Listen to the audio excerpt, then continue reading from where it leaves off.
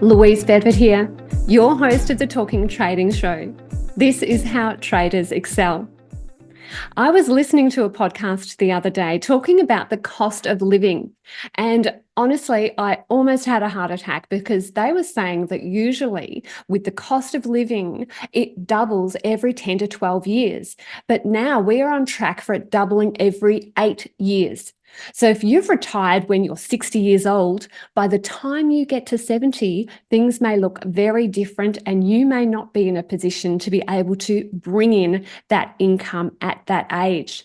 So it means that you need to listen to every single word of this podcast today.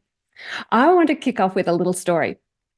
I was at the gym a little while ago, and I was doing some overhead squats where you get a big bar, you push it above your head and you squat right back down and you're supposed to pop right back up. So I'd done a few of these and I could see the muscle-bound guy beside me looking at me, kind of evaluating, yeah, I reckon I can do that. So he gets the barbell. He loads up the weights and I'm looking at him thinking, this isn't going to end well. You're supposed to start with a broomstick. It's supposed to be super light. He manages to get the weight above his head. And then after a few sways, he falls backward, completely backward, flat onto his back. And I ran over. And just for a moment there, I thought, oh no, he's done himself terrible damage. But no, we both laughed our heads off. Now, let's think about what happened there. A lot of people ego lift. They are addicted to ego. They cannot stop themselves. They force themselves into positions where they are not ready. And this includes traders. They jump those foundational steps and they try to head off right at that deep end when they are not ready for that action. I became friends with that man, and yes, he admitted it was an ego lift. Now, I have got a lovely guest today, Clay Hodges. Now, just before I introduce you officially, Clay, what do you think about my lifting friend there that embarrassed himself because he was addicted to ego? Love that story for sure. I think, the overhead lift isn't something that you want to do and just without a warm up or, compete with other people in the gym. That's kind of why I like to put my music on and just kind of get in my own zone there and mind my own business. But great analogy for trading, great analogy for life. I mean, if we walk around just measuring what other people are going to do and try to show them up, it's not a way to live, and it's certainly not a way to trade. You know what I mean? So especially like measuring somebody else's position size, or you never know what's going on with people behind the scenes ultimately. So you really don't. There's no doubt. And Clay, you're going to have so much to share with my audience today. So let me give a little bit of background about Clay. Now, definitely if you're listening on talkingtrading.com.au, that is one way to do this, or through your podcast application, or you could come to our YouTube channel, youtube.com/trading game. Now, Clay, back in 2012, you faced a daunting battle with heroin and opiates, but by 2016, you had completely turned your journey around through a combination of yoga, fitness, and spirituality. Now, not only have you managed to combat addiction and depression, you are also the co-founder of Top One Trader. Now, that website for everybody keen to research you is toponetrader.com. Now, Clay, I just love this because you've had to overcome so much adversity, and now you coach hundreds of people to market triumph. Now, Clay, what have I skipped out in terms of that biography? I know it's very short. That's one heck of a journey, my friend. That kind of covered all the bases. Nobody wants to hear a war story about what it was like, but that was just, we're all dealt certain criteria by God or universe, life, and whether you decide to use that as a foundation to grow or a place to cultivate a victim mindset, the choice is ours, right? So, I definitely lived in that victimhood for a long time of like, why did I have to end up like this, or XYZ happened to me and that's why I'm the way I am. But, I chose, or pretty much didn't have much of a choice. It got to a point of that, it's either one, take a right or take a left, and, decide to do something different. And if we're talking about ego, surrendering, the ultimate surrender of I can't do this anymore, I need some help, was what I had to get to. I think it's where anybody in that situation has to finally get to. And then whether that is what somebody is facing, or whatever it is, relationships, financial troubles, we can't go through this life alone, even though we may have been conditioned to believe that that's the only way to do it, right? So for me, I don't think you left anything out really. It was Yeah, just hit all the now, from me getting to that to learning the markets, trading, that's kind of we'll talk about all that today. That absolutely. most Yes. people are like, wow, how did that happen? I honestly don't even know, really. It's just a progression, of finding myself, finding my purpose, and the markets, entrepreneurship. It's all the same type of package, going against the grain of what most people are doing, and how most people will decide to make money or make a living, or the conventional, go to school, get a job, and then work for 40 years and you'll get some sort of retirement. Or it's just not even that's just not even a real thing. It's just fantasy anymore. Yeah, So because a lot of people have to reach that snap point, whether it is because of some addiction or something that's happened in their job or something personally, before they can make those changes. But for everybody listening to this show, we don't want you to have to reach that snap point. There are some subtle warning signs, some things that are going to tell you that you're heading down into a dark path. And Clay and I are here to help dissect that so that you can recognize it in your own behavior and make the changes you need to make to excel. Now, I have to say, Clay, and this is something you don't know about me, my father was an alcoholic. So I am from a very long line of addicted people, there is no doubt. And some of the addictions were crazy. The only one we didn't have was gambling back in my family. So hey, I'm hearing you at a deep level. One of the things I do remember my father saying when he was totally drunk was, there is only one way to make money and this is it. Now, when you look at that, that is binary thinking. The difficulty with that is that there is more nuance than that. Can we have a look at those subtle warning signs that things are starting to get out of whack? What are some of the signs that you think that traders may be ready to sabotage their own success that you can help identify for everybody listening? that's an awesome question. And first of all, thanks for sharing that. There's a reason why we connected today, and clearly that's the real reason, and not markets and trading. And the thing about addiction, alcoholism, compulsion like that is it affects the whole family unit in different ways. It's not just the person that's suffering from that. It's everybody is affected. So I mean, some of the warning signs, it's interesting too, because a lot of those same behaviors can 1 billion% manifest in trading. I mean, they've manifested in my own trading, over leveraging, just switching into that more gambling type mentality, which is one of compulsiveness. And, to be a trader, you have to follow a system, have a plan, manage your risk. And none of those exist in, a gambler's mindset, or, when it comes to getting the next drink or getting the next high or whatever, right? It's just like, I just need it right now. So but it's a fine line, because the line and most traders start as gamblers. I mean, nobody starts out as a trader. You start as somebody that's going to like lose money, lose accounts, like, question, why am I even doing this? Why am I even learning? But I think, to answer your question, one of the clearest things I think is, isolation too. So as somebody that starts to kind of go off the deep end, you generally start to isolate. Now, when you want to learn a new skill and you want to learn trading, then you generally start to, you have to turn off the distractions, and there's a bit of isolation period as well.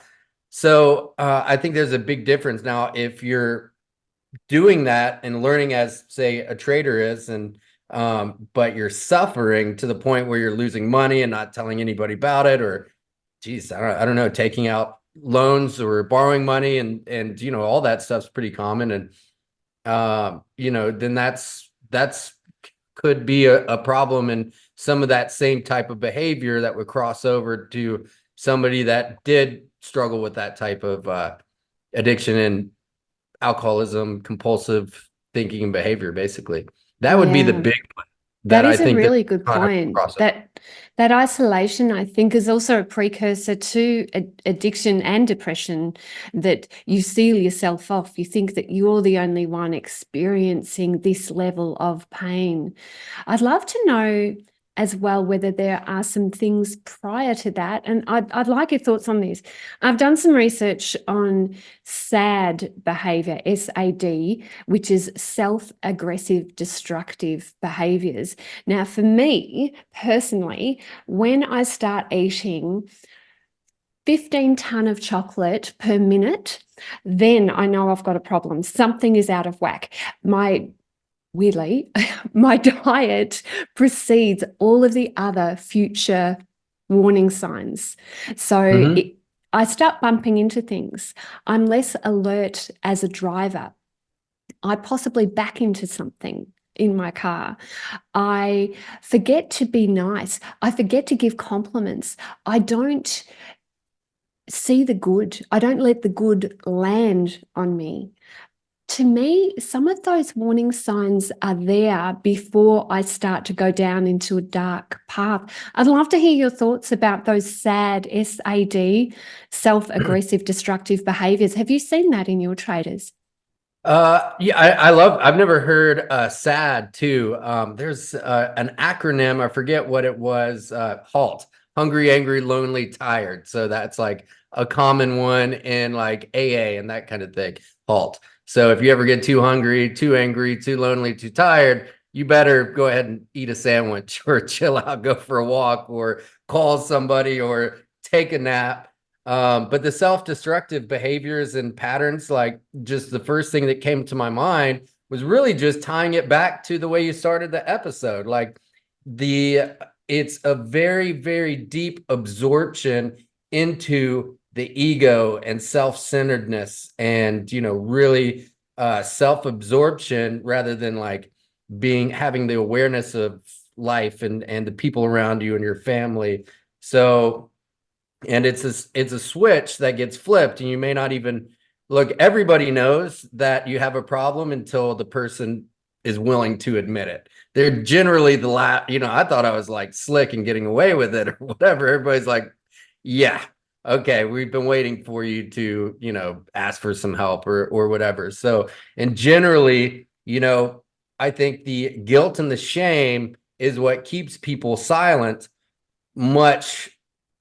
far too long, and in fact it kills a lot of people, because they feel like, how will I be received? And it's interesting too, just to try to stay on topic with trading, like generally a lot of family aren't very supportive of somebody wanting to learn to trade, or and also too, with the isolation, there's a certain time you have to turn off the distractions and focus on yourself. And that's why, for me, and how I integrate that in day-to-day life is being sure that I get in my time at the gym, exercise, eat well, and as soon as those things start to fall off, then you're absolutely right, mental health starts to fall off. Now, when I'm doing those things, to relate that back to trading, the trading seems a lot easier. It's not easy, but you can see with clarity your setups, your system. Maybe you have a certain trade pattern that you're looking for, and those Mark Douglas calls it, in the, trading in the zone. You just much easier get into that place rather than just grinding every gear. I'm sure there's people that aren't disciplined in, eating that last cupcake in the fridge at, 1 in the morning, or but I have a really hard time believing it's somebody that is, on all levels, because everybody has their struggle. But, I think to be successful as an entrepreneur, as a trader, you have to have some amount of discipline or actively be working towards it. So I just gave you a super long answer to your question, but does that make sense? Yeah, absolutely. I Mhm. think traders need to look at the 1%. So it could be Love that. 1% could be impacted by sleep. 1% Right. could be impacted by nutrition. 1% who you hang out with. 1%. You could gather all of these 1% and then have a huge shift in your own trading results. And I know this is what you help traders with. I'd love to hear more about how you feel your background with addiction has given you clarity. I want this to be a message of hope, because we have got listeners who will be battling something. It might not be heroin, but it could be some other angle. And I do want to hear your thoughts about how your background with addiction has helped you gain clarity as a trader.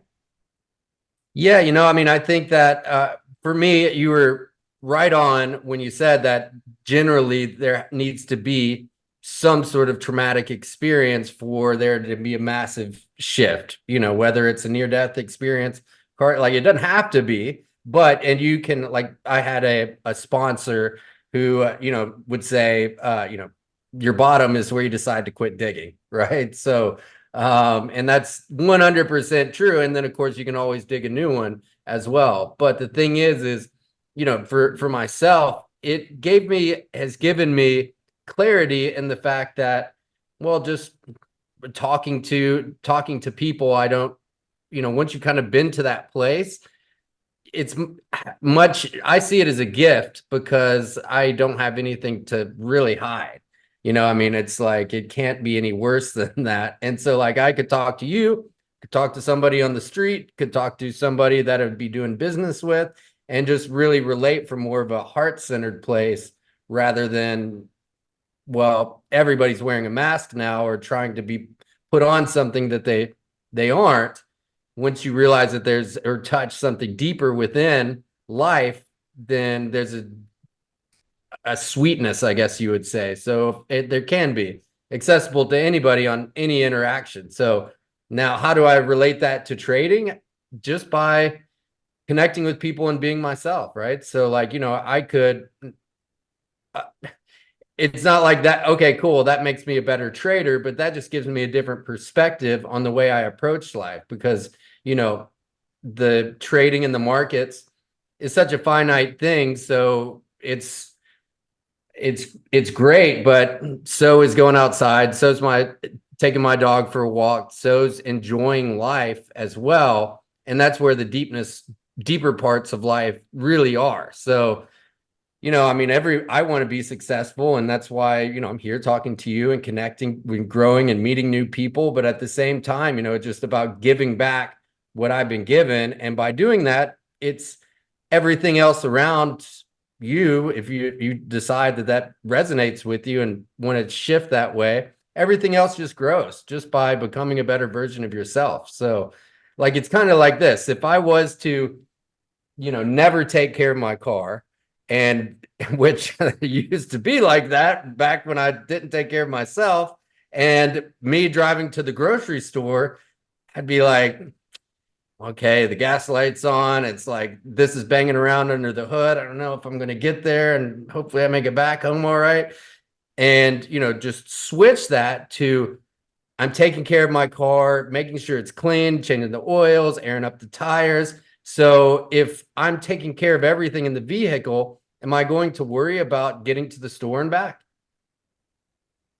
Of course not, right? Because everything's taken care of. So, if I take care of myself, then, and really attend to my yoga, my meditation, my diet, exercise, gratitude, then the endeavors that I go on a day-to-day basis happen much easier rather than anxiety, depression, nervousness, because I'm taking care of the one thing that I can take care of and somewhat control in this life, which is myself.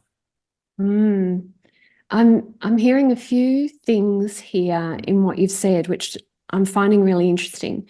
So one of the things that's an undertone is that you have been able to contrast your past with your future and widen the gap. So you have seen your past with all of the things that you didn't want to occur, and your current and future you, which is shiny, disciplined, bright, healthy. And you've been able to say, look at the differences between these two states.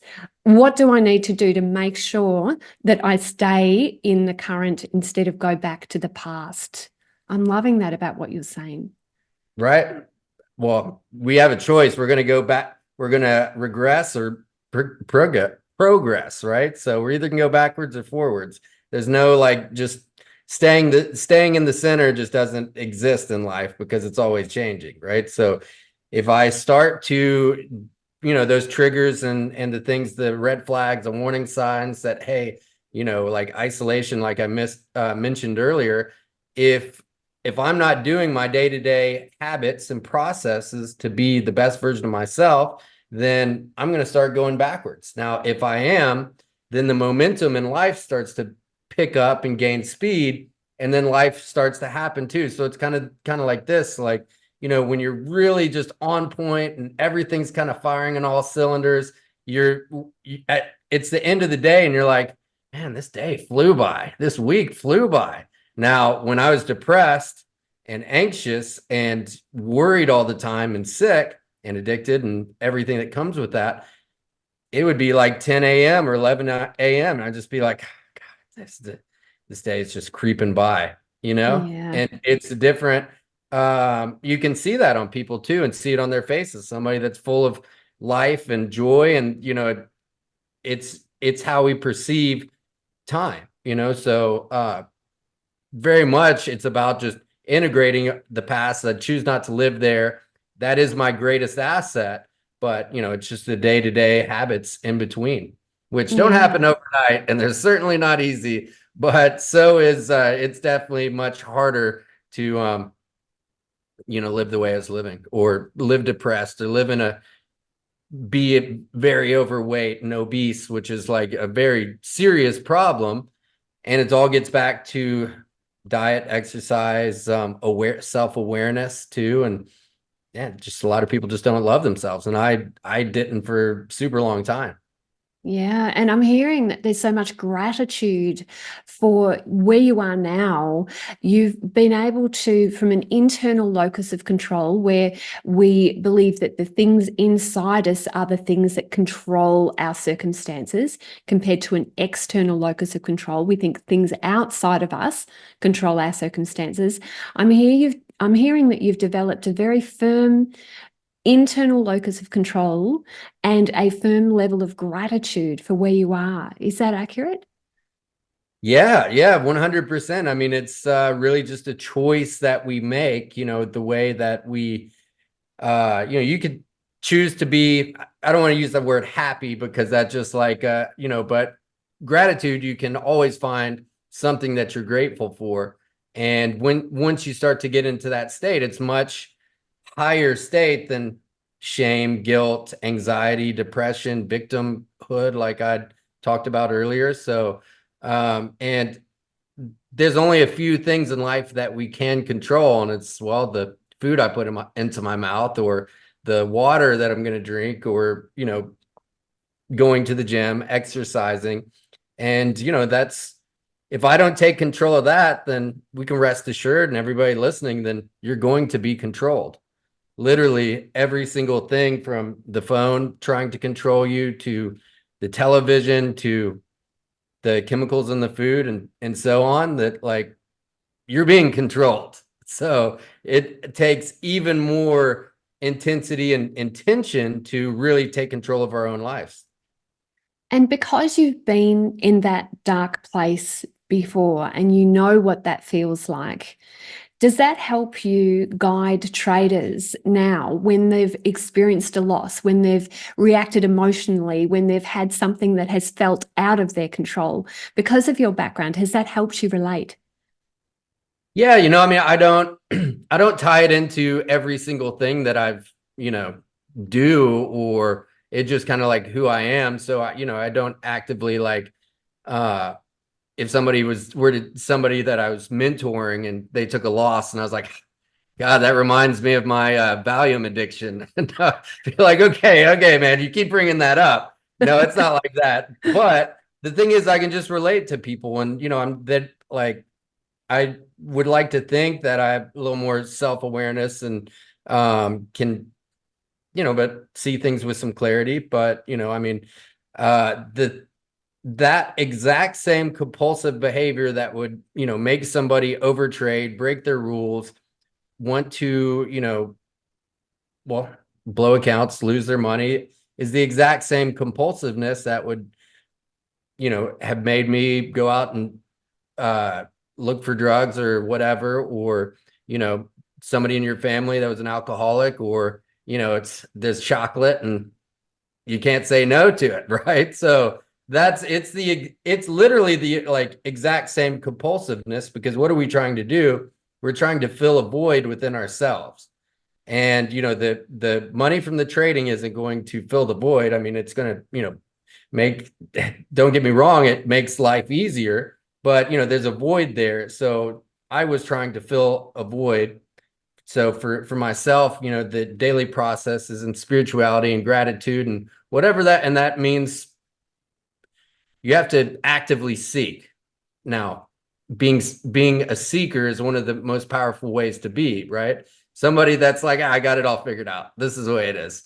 That's somebody you should probably be kind of weary of, or, you know what I mean? Because like, it's much better, at least in my experience, to be like, I don't know, I'm open to whatever, or somebody else's perspective, or somebody else's trading strategy, or whatever, someone's spiritual beliefs.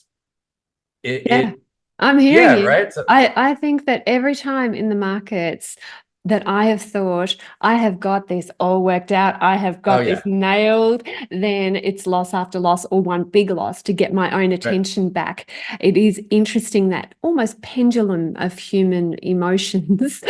And really, Predictable, really. yeah, isn't it? Oh my gosh, Yeah. we just can't afford to have an ego about this. Yeah. Getting back to the ego too. You think you're like, special and everything else. And next thing you know, you're laying on the ground with the barbell across your That's it, neck, choking you out completely. and about to get a margin call. Everything happens all at the same time, right? So So yeah, that's what true. the ego does. But Actually, ultimately, we're just trying to fill a void. And, it's like I said, maybe it's pizza, maybe it's poker, maybe it's whatever. Maybe it's tripling your position size because you're just trying to feel better because you got in fight with a family member. It's all the yeah. same. Yeah, no, you raise a really valid point. And for Talking Trading listeners, have a think about what voids trading is filling in your life. Is there something that you need to address? Because trading will never completely encourage you to be the best person you can be, because it can bring out some sides of you that you may not like. It may not encourage you to have the best relationship with your spouse. You have to do that as a preemptive move.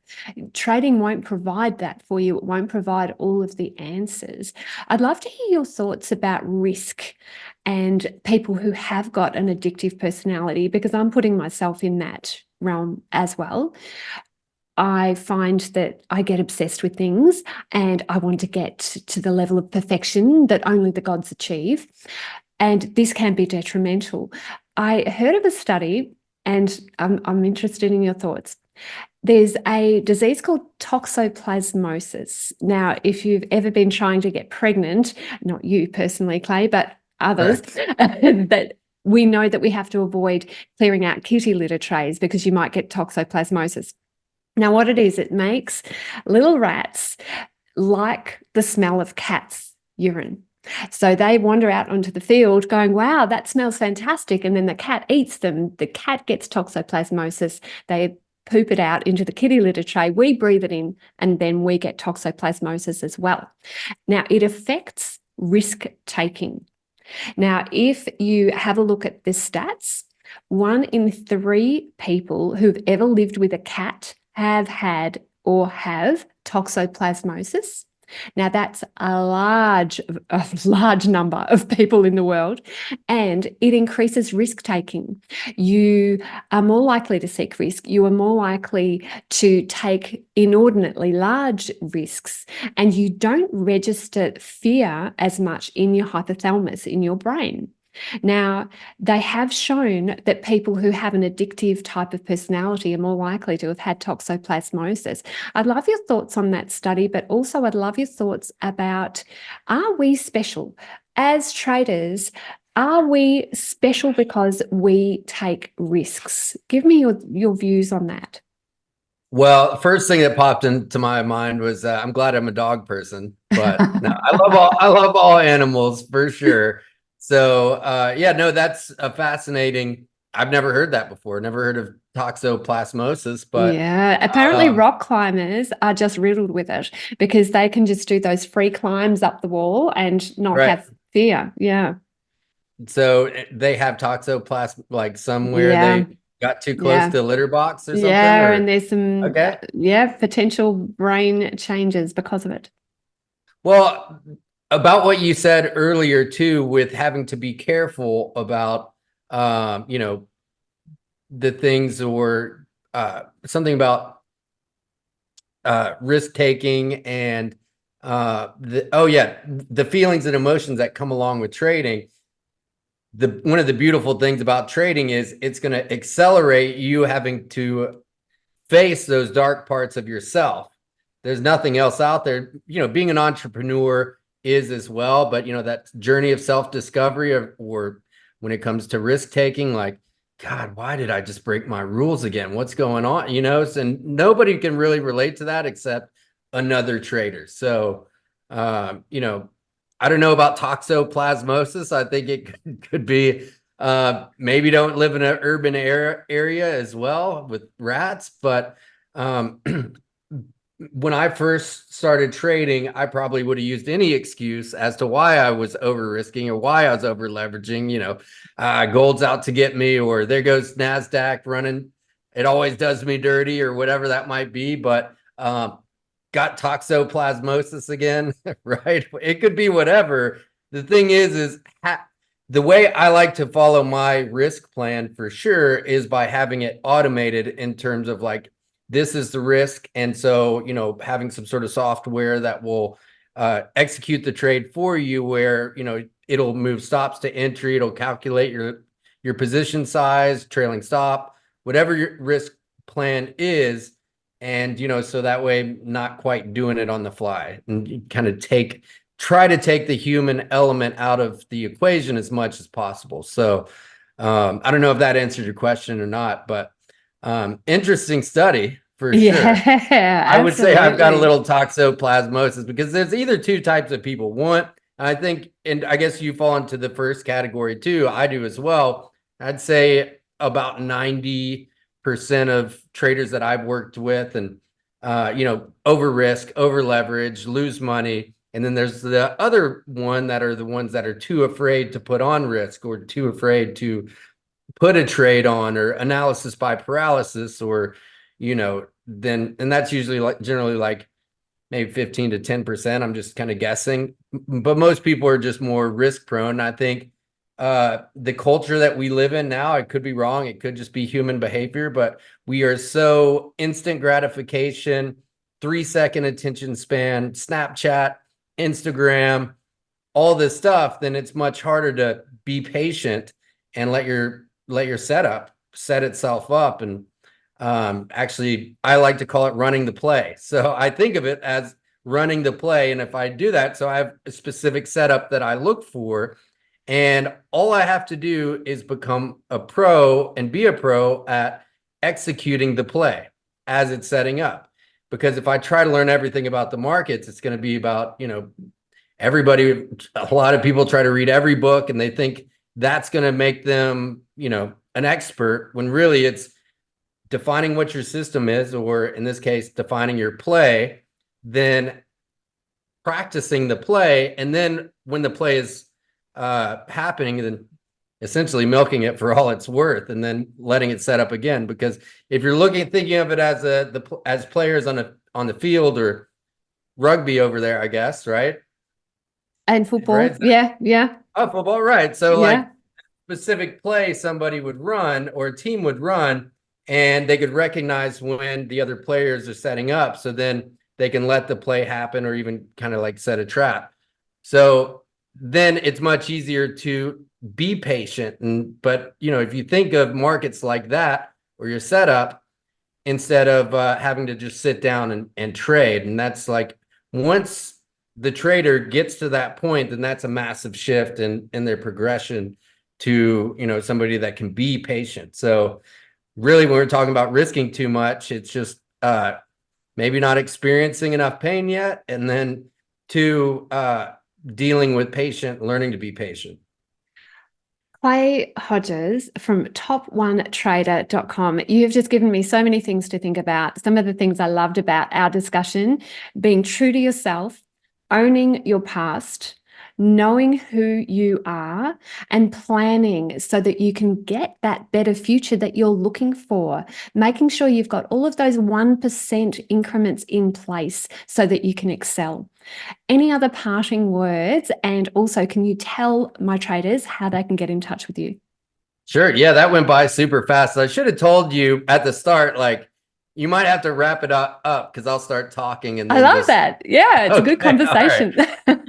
Yeah, for sure. So, you can find me on very big on Instagram. So clay.b.hodges. Then our proprietary trading firm, which we didn't get a chance to talk about much, but you can, if you go to my my Instagram, you'll see it. We also have YouTube. It's Top One Trader, which you did on the intro and talked about. Of course, we are funding traders capital to trade with if they can demonstrate that they can have a risk management strategy, and be profitable over X amount of time. So, if you're somebody that would like to get funded, or, need extra capital to trade with, then we can provide that for you. So we have YouTube, Top One Trader, not so much on Twitter, need to step it up there. But, if somebody's on Instagram, you can find me. You can message me. You can just say, hey, I saw you on the Talking Trading podcast and have a question for you. It's actually me on the other end. So I'm happy to chat with anybody that wants to reach out. Clay, you've just been magic. Thank you so much for letting me go into areas that I didn't even know we were going to delve into. But That's usually how I roll.